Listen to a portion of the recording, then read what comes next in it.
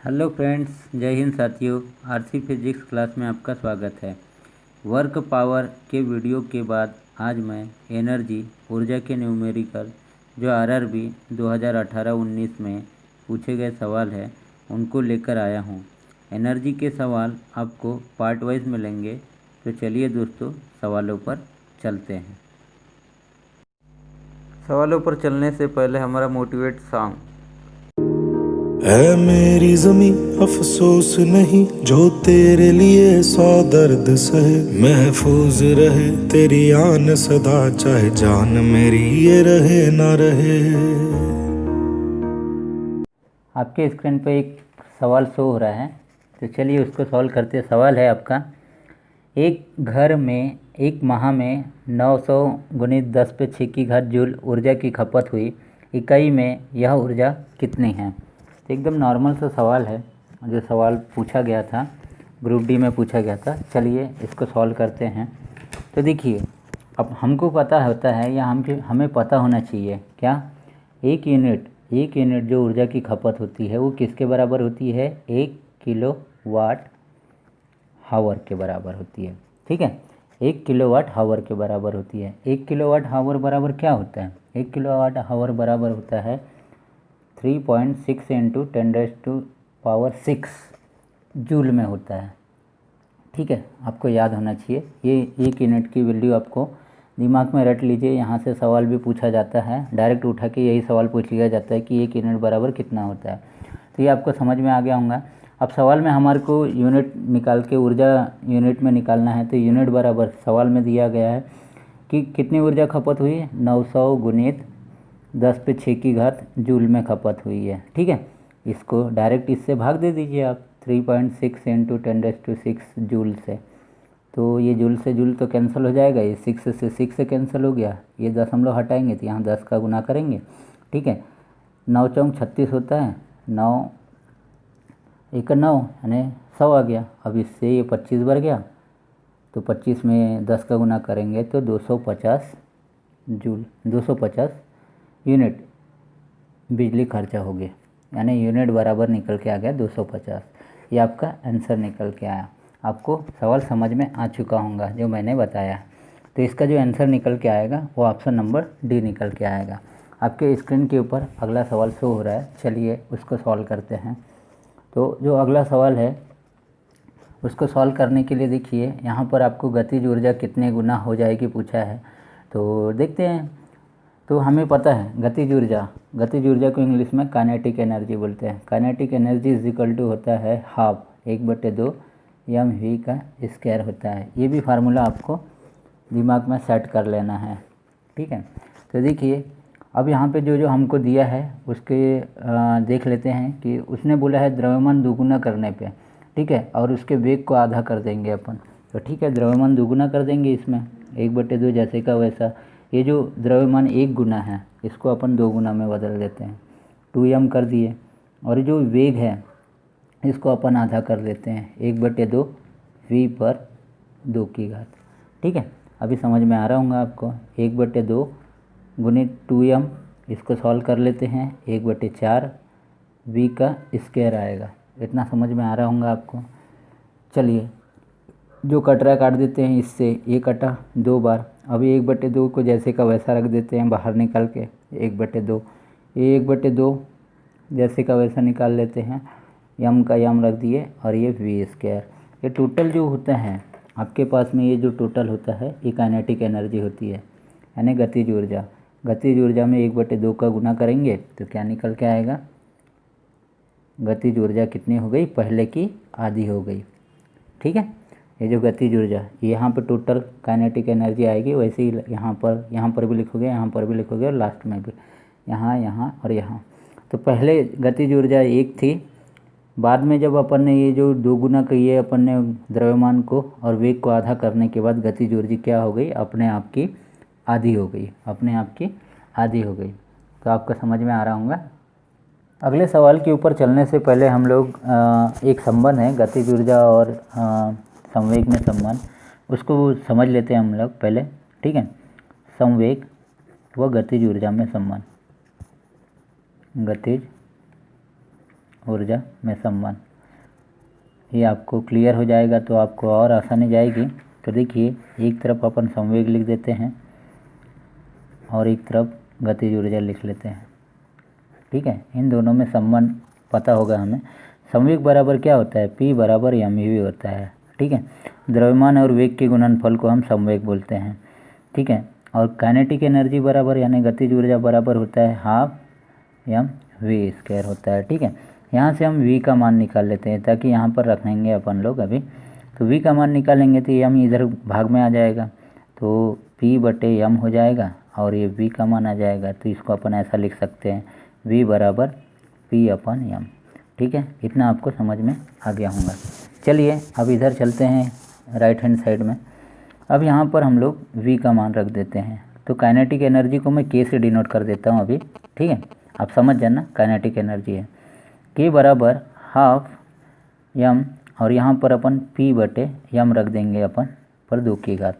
तो ये आ जाएगा k बराबर हाफ m P/2 की घात, और ये m पर 2 की घात आएगा, इससे ये कट गया। ठीक है, अब इसको मैं यहाँ पे लिख रहा हूँ। ठीक है, अब देखिए, तो k बराबर हमारे पास बचा 1/2 P/2 की घात और ये m। इसको और क्या लिख सकता हूँ मैं, k बराबर P²/2m लिख सकता हूँ। ये आपको संबंध याद रखना है, ये जो संबंध है इसको याद रखना है। ठीक है, अब इसके बाद और क्या कर सकते हैं हम लोग, ये 2m को इधर गुना में ला लिए, तो क्या बचेगा हमारे पास, P² बचेगा। तो P² बराबर 2mk हो जाएगा, और ये स्क्वायर इधर से हटा के इधर लाएंगे तो अपन क्या हो जाएगा, √2mk। ये आपका संबंध है। तो ये 2 संबंध आपको दिमाग में सेट रखना है, ताकि इससे सवाल जब भी बनेंगे तो हम इसको डायरेक्ट पुट अप करेंगे और मान निकालेंगे। तो आपको समझ में आ रहा होगा गतिज ऊर्जा और संवेग में संबंध। तो चलिए अगले सवाल के ऊपर चलते हैं, जो आपके स्क्रीन पर शो हो रहा है। सवाल है, यदि एक वस्तु का संवेग तिगुना कर दिया जाए तो उसकी गतिज ऊर्जा क्या होगी, या गतिज ऊर्जा में क्या इफेक्ट पड़ेगा। तो चलिए इसको सॉल्व करते हैं। तो अभी हमने थोड़ी देर पहले देखा है कि गतिज ऊर्जा और संवेग में जो संबंध आया था, वो संबंध क्या आया था हमारा, कि देखिए काइनेटिक एनर्जी बराबर क्या आया था, P²/2m आया था। ठीक है, ये वाला संबंध। अब इसमें क्या है, इसको तिगुना कर दिया जाए, किसको, संवेग को। संवेग को तिगुना करेंगे तो 3p लिखेंगे पर 2 की घात बटे 2m। ठीक है, अब इसको सॉल्व करेंगे तो क्या आएगा, 9p²/2m। ठीक है, इतना जो भाग है, इतना भाग है, इसको अपन ke लिख सकते हैं। तो ke क्या होगी, ke। तो क्या होगा, गतिज ऊर्जा में क्या प्रभाव पड़ा, अपने आप की क्या होगी, 9 गुना हो गई। पहले गतिज ऊर्जा जो थी वो 1 गुना थी, 1 गुना थी, अब क्या हो गई, 9 गुना हो गई। तो आपको सवाल में जो मैंने सॉल्व करके दिया वो समझ में आया होगा। चलिए अगले सवाल के ऊपर चलते हैं। जो मैं आपको सवाल करा रहा हूँ वो हर एग्ज़ाम में पूछे गए हैं, ग्रुप डी में रिसेंटली, LP में पूछे गए, JEE में पूछे गए, किसी न किसी एग्ज़ाम में पूछे गए हैं। चलिए अगले सवाल के ऊपर चलते हैं, जो आपके स्क्रीन के ऊपर है। ठीक है, अगला सवाल भी इसी तरीके से बनेगा। तो चलिए देखिए, आपको पता है अभी काइनेटिक एनर्जी बराबर क्या देखे थे अपन ने, काइनेटिक एनर्जी बराबर देखे थे हाफ mv²। ठीक है, अभी वो सेकंड कंडीशन में बोल रहा है काइनेटिक एनर्जी को, यानी गतिज ऊर्जा 256 गुना हो जाए। 256 गुना कर दिया अपन ने हाफ mv²। ठीक है, कर दिए अपन ने। अब क्या करेंगे हम लोग, 1/2 से इसको भी सॉल्व करेंगे, तो इसके जगह अपन क्या लिख देंगे, 1/2 mv²। ठीक है, अब क्या है, पहले में mv1² होगा और सेकंड में mv2² होगा। ठीक है, तो m से m कट गया, 1/2 से 1/2 कट गया आपका। ठीक है, तो हमारे पास जो बन के आया बचा वो आया v1² बराबर 256 v2²। ठीक है, इसको भी अपन वर्ग में ले लेते हैं। तो v1² बराबर, ये काय का वर्ग है, ये है 16 का वर्ग, और ये v2 का होल स्क्वायर। ठीक है, अभी इतना समझ में आया होगा, स्क्वायर से स्क्वायर कट गया, तो v1 बराबर हमारे पास बचा 16v2। इतना समझ में आ गया होगा। तो अब देखिए संवेग, अभी हमने थोड़ी देर पहले संवेग का फार्मूला देखे थे, उसी से बनाएंगे। तो P बराबर क्या होगा, mv1 होगा। संवेग बराबर द्रव्यमान गुणित वेग, प्रारंभिक वेग, ठीक है। अभी v1 का मान क्या आया, 16v2 आया, m16v2।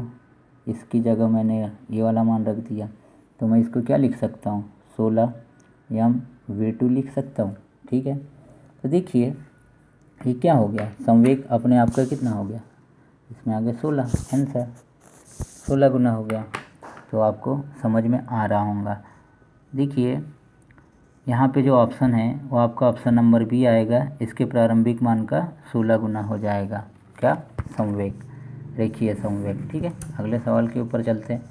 सवाल आपकी स्क्रीन पे है, बराबर द्रव्यमान के दो पिंड क्रमशः 3v और 2v वेग से गतिशील है, उसकी गतिज ऊर्जाओं का अनुपात पूछा है, ठीक है। ये 2005 एलपी में पूछा गया था अजमेर। तो चलिए इसको सॉल्व कर लेते हैं। आपको पता है कि गतिज ऊर्जा के ई, काइनेटिक एनर्जी ke1 लिख लो, इसको ke2 लिख लो। इसकी गतिज ऊर्जा क्या होती है, 1/2 mv1 पहला है, पहला गतिज ऊर्जा है इसलिए 1/2 mv2 स्क्वायर, ठीक है। यहाँ पे हम लोगों को मान रखना है। इसमें v1 का मान दिया है 3v और v2 का मान दिया है 2v, तो इसका मान रख लेते हैं 1/2 m 3v का whole square upon 1/2 m 2v का होल स्क्वायर, ठीक है। अब इसका गुना करेंगे तो क्या होगा, 9v पर 2 की घात होगा, तो 1/2 m गुणित 9v पर 2 की घात, यहाँ क्या होगा 1/2 m, इसको गुना करेंगे तो 4v पर 2 की घात होगा, यानी v1 पे 2 की घात, ये v2 पे 2 की घात, ठीक है। यहाँ से 9/4 जो है उसको निकाल के बाहर ही कर देते हैं हम लोग। तो इसको निकाल के अपन 9/4 बाहर किए, और यहाँ पे क्या होगा 1/2 m v1 square 1/2 m v2 square, ठीक है। तो ये कितने गुना होंगे, अनुपात क्या निकल के आ गया, गतिज ऊर्जाओं का अनुपात निकल के आ गया 9/4, ठीक है। यहाँ पे ke1 कर दो और यहाँ पे ke2 कर दो, तो गतिज ऊर्जाओं का अनुपात क्या निकल के आ गया है। अगर इसको मैं 1 को हटा दूँ तो गतिज ऊर्जा, इसको भी 1 को हटा दूँ तो ये आपस में कट जाएगा, तो ये अनुपात क्या निकल के आ गया, 9/4 अनुपात निकल के आ गया, जो आपका ऑप्शन नंबर ये सही है। अगले सवाल के ऊपर चलते हैं। जो अगला सवाल आपके स्क्रीन के ऊपर है, तो उसको क्वेश्चन को पढ़ लेते हैं हम लोग पहले। क्वेश्चन बोल रहा है कि 10 किलो द्रव्यमान की एक गेंद 5 मीटर प्रति सेकंड वेग से गतिमान है, तो गेंद की गतिज ऊर्जा क्या होगी। एकदम नॉर्मल सा सवाल है। इसमें आपको क्या करना है, गतिज ऊर्जा 1/2, अभी मैं बोल रहा हूँ, बाद में फिर नहीं बोलूँगा, ठीक है। गतिज ऊर्जा बराबर 1/2 mv स्क्वायर, ठीक है। 1/2 m का मान कितना दिया हुआ है, m का मान दिया हुआ है आपका 10 दिया हुआ है, और v का मान है 5 मीटर प्रति सेकंड की वेग से, तो 5 पे 2 की घात, यानी 5 का गुना 2 बार किए, कोई एक ही बात है। इससे इसको काटेंगे 5 बार, 5 हम 25, 5 है 125, तो जो आपका निकल के आ गया 125। ऊर्जा की इकाई क्या होती है, जूल होती है, कार्य और ऊर्जा की इकाई सेम होती है, तो 125 जूल निकल के आ गया। ये आपका उत्तर हुआ। 8 kg भार वाली लोहे की गेंद और 3 kg भार वाली एल्यूमीनियम की गेंद 20 मीटर की ऊंचाई से गिराई जाती है। भूमि से 10 मीटर की ऊंचाई पर उनमें निम्नलिखित में से कौन सी राशि समान होंगी। बोल रहा है ऑप्शन में गतिज ऊर्जा, त्वरण, स्थितिज ऊर्जा, संवेग। तो चलिए इस प्रश्न को अपन सॉल्व करते हैं। तो इसको सॉल्व करने से पहले हम कुछ बातों को नोटिस कर लेते हैं। सबसे पहली चीज़, कौन सी राशि समान होंगी, है ना। तो देखिए इसको 2-3 भागों में अपन डिवाइड कर लेते हैं। पहले हम लोग लिख लेते हैं, पहले देखेंगे अपन ऊर्जा के बारे में देखेंगे कि ऊर्जा क्या होती है। जैसे मान के चलो यहाँ पर गतिज ऊर्जा के बारे में दिया है, तो अपन गतिज ऊर्जा को यहाँ पर लिख देते हैं, गतिज ऊर्जा को। फिर उसके बाद पहले अपन इसको सॉल्व करते हैं, तो पहले देखेंगे स्थितिज ऊर्जा को देखेंगे, ठीक है। ऊंचाई की बात किया है, ऊंचाई से गिरा रहे हैं, इसलिए मैंने बोला था इससे पहले मैंने पावर वाला चैप्टर में मैंने आपको समझाया था, ऊंचाई की जब भी बात करेंगे तो अपन mgh की बात करेंगे। उसके बाद गतिज ऊर्जा को देखेंगे और गतिज ऊर्जा के बाद में संवेग देखेंगे, जो ऑप्शन में आपका दिया हुआ है। संवेग भी दिया हुआ है, तो इन तीनों को नोट कर लेंगे और कौन सी राशि हमारी समान रहेगी वो निकल के आ जाएगा। तो आपको कुत्ते के भौंकने की भी आवाज़ आ रही होंगी, तो ये चीज़ें नाइट में मैं ये रिकॉर्ड कर रहा हूँ वीडियो, तो ये चीज़ें आएगी सुनने में, तो नोटिस मत कर लेना, उसके लिए सॉरी बोल रहा हूँ। तो चलिए सवाल के ऊपर चलते हैं।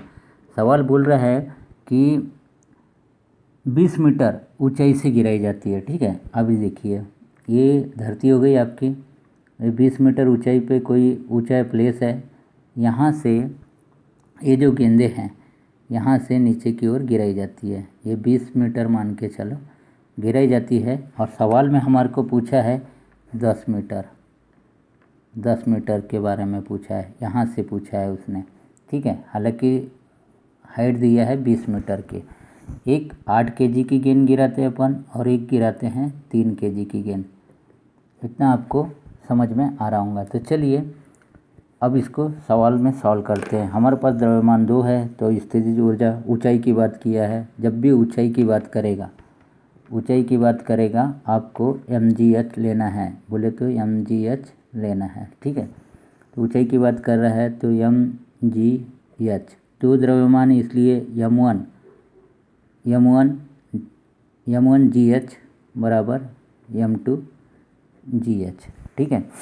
अब देखिए इसका 8 दिया है मान, g का मान 10 मीटर प्रति सेकंड स्क्वायर मान के चलना है, और h जो हाइट दिया है वो 10 मीटर के बारे में पूछा है। देखिए लास्ट वाली लाइन में बोला है भूमि से 10 मीटर की ऊंचाई पर निम्नलिखित में से कौन सी राशि समान होंगी। तो यहाँ पर हाइट 10 लेके चलना है हमारे को। यहाँ पर 3 दिया, m2 का मान, g का मान 10 होता है, आपको पता है, और ये भी 10 हो गया। तो देखिए यहाँ पर निकल के आया 800 और यहाँ पे निकल के आया 300, जबकि बराबर का सिंबल है, बराबर मान के चलें तो बराबर नहीं है, ये 800 बड़ा है। तो ये राशि समान हुई क्या? ये राशि समान हुई नहीं हुई, ठीक है। तो पहला स्थितिज ऊर्जा जो सी वाला ऑप्शन है वो तो गलत हो जाता है। अब गतिज ऊर्जा के बारे में बात करते हैं। गतिज ऊर्जा में जाने से पहले हम लोग वेग ज्ञात कर लेते हैं, क्योंकि गतिज ऊर्जा बराबर क्या होता है 1/2 mv² होता है। v का मान नहीं दिया है, तो v का मान ज्ञात करने के लिए हम यहाँ पे ज्ञात करते हैं। देखिए v का मान ज्ञात करने के लिए v² बराबर u² प्लस 2as होता है। यहाँ a की जगह हम g लिखेंगे, क्योंकि ऊंचाई से गिरा रहे हैं, ऊंचाई से गिरा रहे हैं इसलिए गुरुत्वीय त्वरण काम करेगा, गुरुत्वीय त्वरण काम करेगा तो a की जगह हम g कर देंगे, ठीक है। इतना समझ में आ रहा होगा। ऊंचाई पर है इसलिए प्रारंभिक वेग 0 हो जाएगा आपका, तो v² बराबर क्या होगा 2, g का मान 10 होता है, और यस बोले तो 10 मीटर की बात कर रहा है वो, तो ये आ जाएगा 10। तो हमारा v² बराबर आया 200, ठीक है। अभी ये स्क्वायर इधर जाएगा तो वर्गमूल में हो जाएगा 200, और जब इसको सॉल्व करेंगे तो चलिए मैं डायरेक्टली सॉल्व करूँगा तो v बराबर आ जाएगा 10√2 आ जाएगा, ठीक है। v बराबर 10√2 आएगा, पर आपको समझाने के लिए मैं समझा देता हूँ ये कैसे होगा।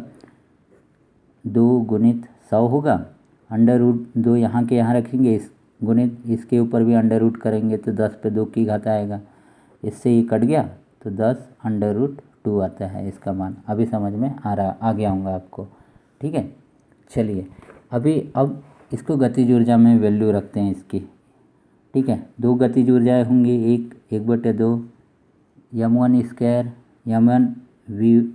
m1v² बराबर 1/2 m2v², ठीक है। 1/2 यहाँ पे रखे, m1 का मान है 8 और v² का मान क्या आ जाएगा 10√2 पर 2 की घात, इतना आएगा।